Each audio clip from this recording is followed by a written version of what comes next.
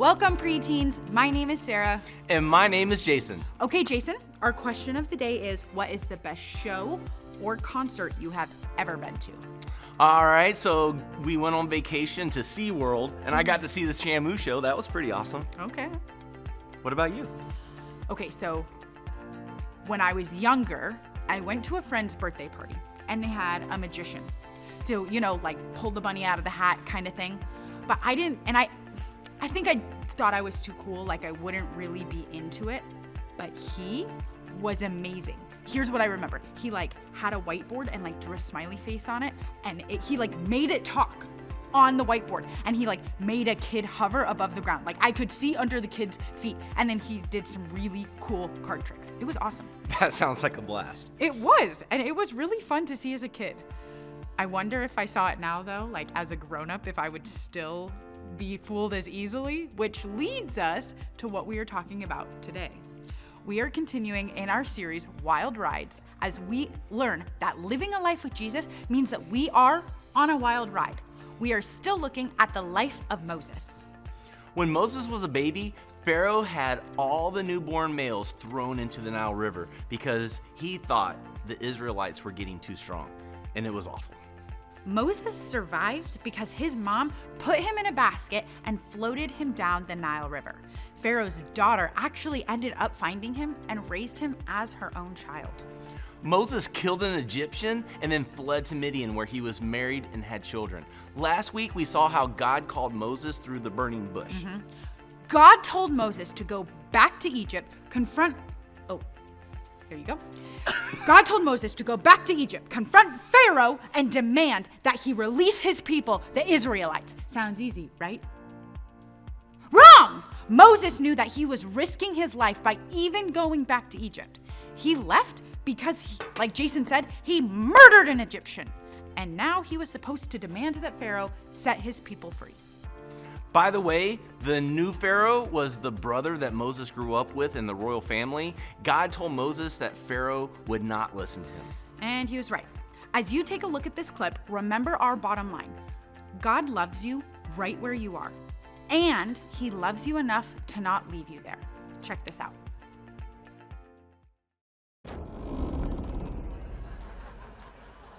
All right, Moses. I know you. What's this really about?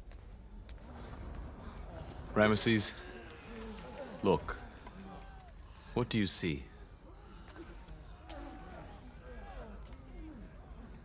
A greater Egypt than that of my father.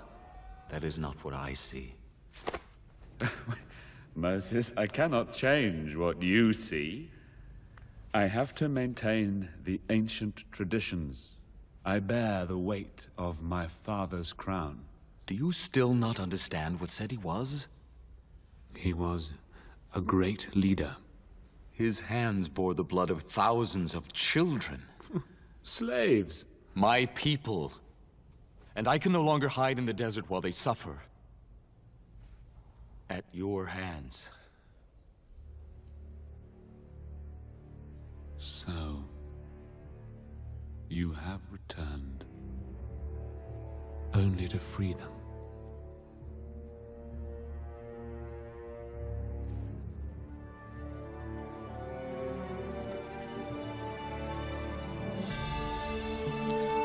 I'm sorry.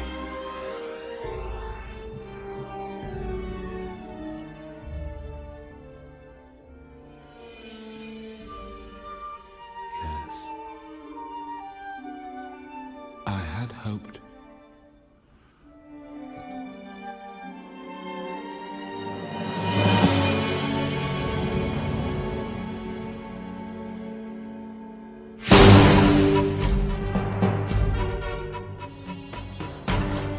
I do not know this god. Neither will I let your people go. Ramesses, please, you must listen. I will not be the weak link.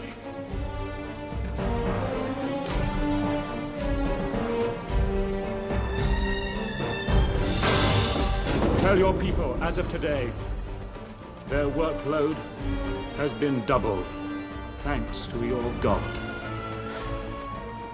Or is it thanks to you?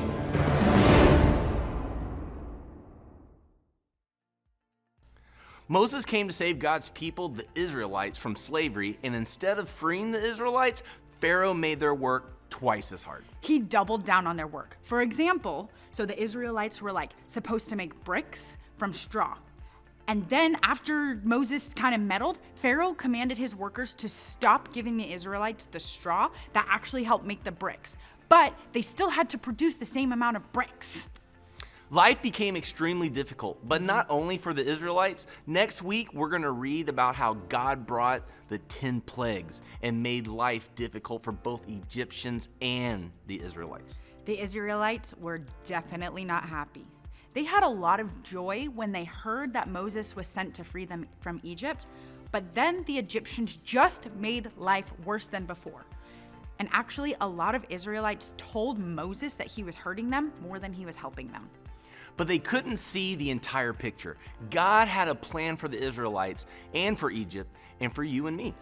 And I'm not sure where you're at today, but I want you to know that God loves you right where you are, and He loves you enough not to leave you there.